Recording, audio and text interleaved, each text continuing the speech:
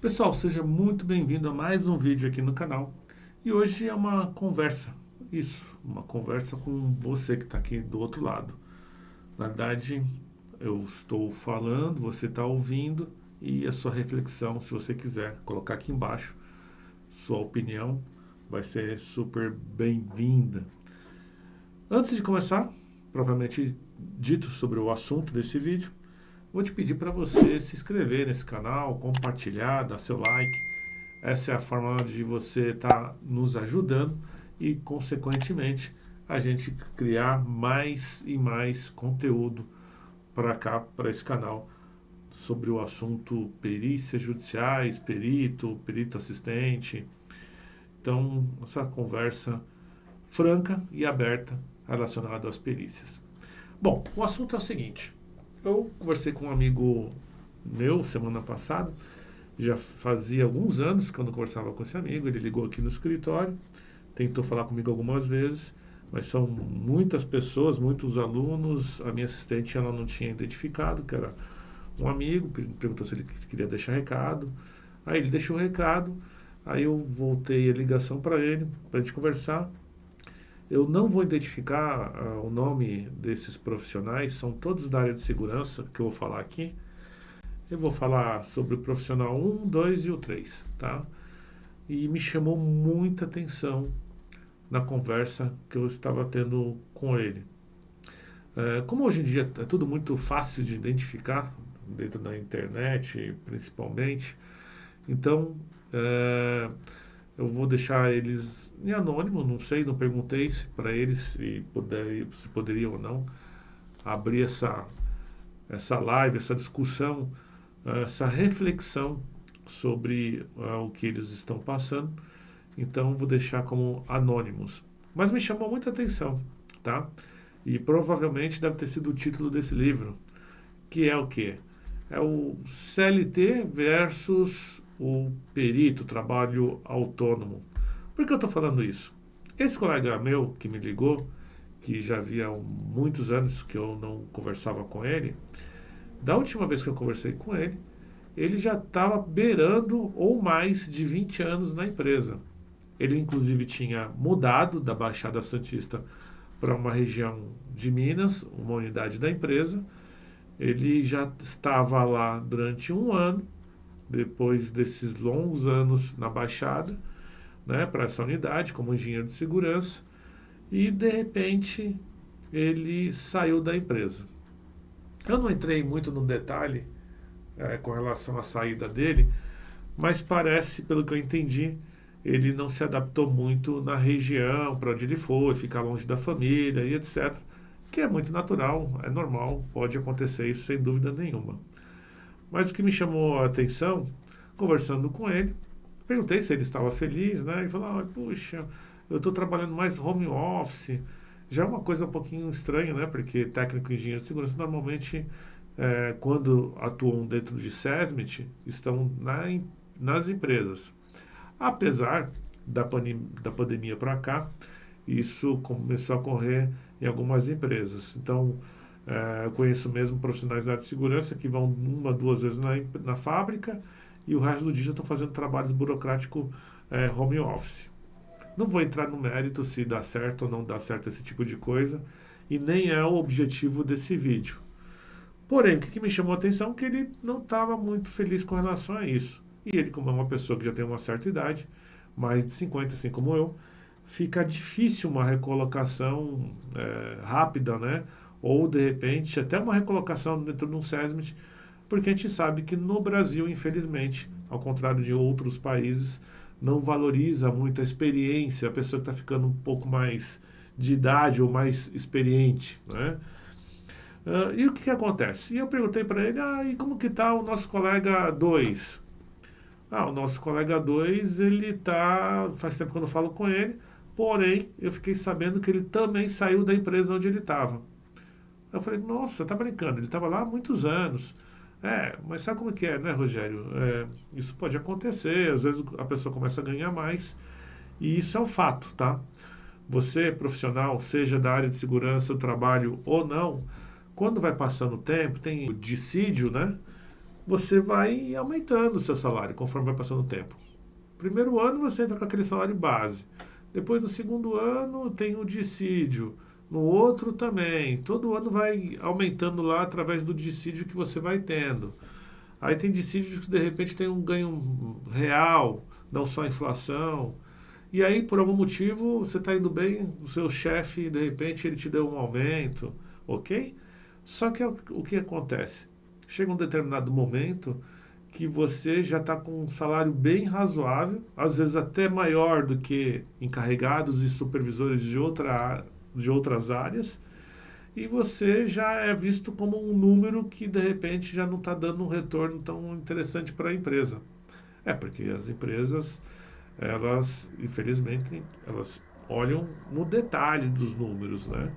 Não, não veem somente a questão do custo-benefício, mas principalmente o quanto que está repercutindo na folha de pagamento. Às vezes é um percentual mínimo, mas quando faz aquelas limpezas dentro das organizações, a gente percebe que a soma de vários funcionários acaba até sendo um valor significativo, né?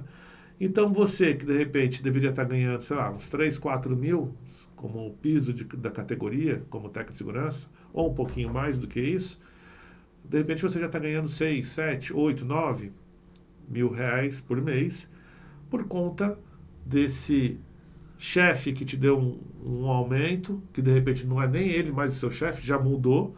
A empresa é muito dinâmica, vai acontecendo esse tipo de coisa. Por conta desses dissídios que vão acontecendo aos anos.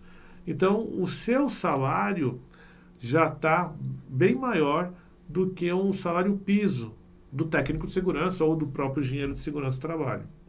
E, consequentemente, você já começa a ser uma pessoa ou um número na folha de pagamento que começa a chamar a atenção. E aí eu perguntei para ele do número 3, um colega nosso, na verdade ele que comentou do colega 3. O colega 3 ele se aposentou.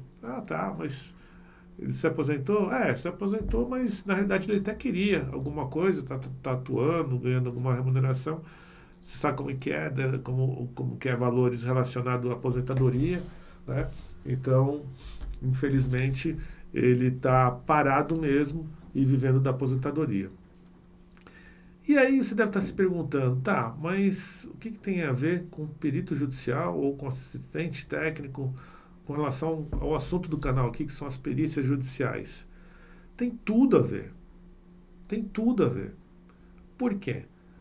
Porque na mesma semana que eu conversei com esse colega meu, teve o almoço dos peritos aqui do TRT2, onde o pessoal se reuniram.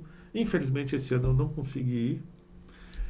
Não foi possível, mas sempre que possível, ao longo dos anos eu venho participando desse almoço, mas esse ano eu não fui. E eu faço parte do grupo aqui, e eles mandaram várias fotos.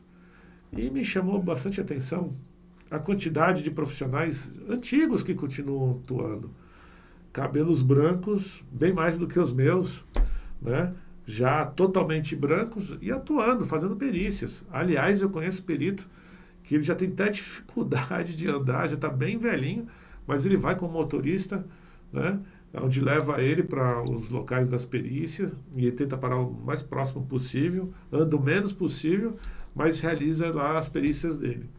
Ou seja, se você é daquela pessoa que não se preocupou quando estava empregado, quando você estava seletista, para aumentar a sua remuneração, de repente, eu diria para você que era sim para você ter se preocupado e é sim para você aí que está me vendo se preocupar e de repente ter uma segunda fonte de renda.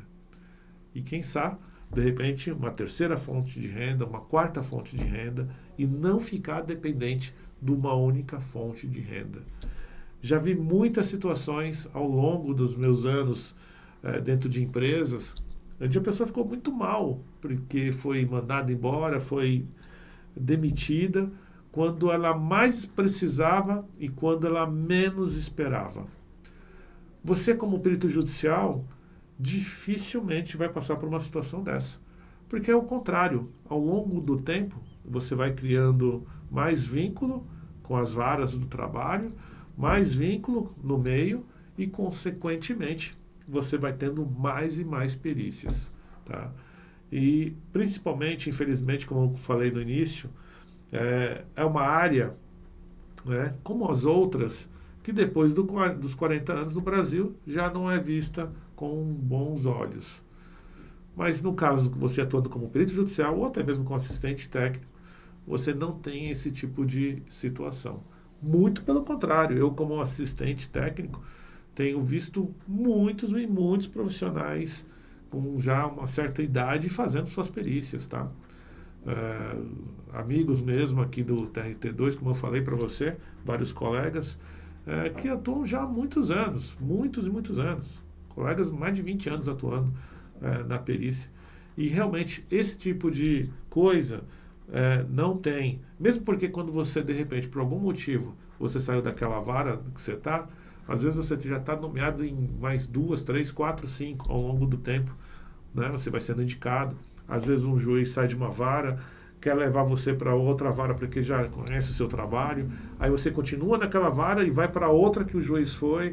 Então, isso realmente é uma situação mais confortável do que o seletista. Aquele que é registrado em carteira de trabalho, aquele que depende de um empregador, depende de uma pessoa, depende de uma empresa para poder ficar realmente registrado até a sua aposentadoria.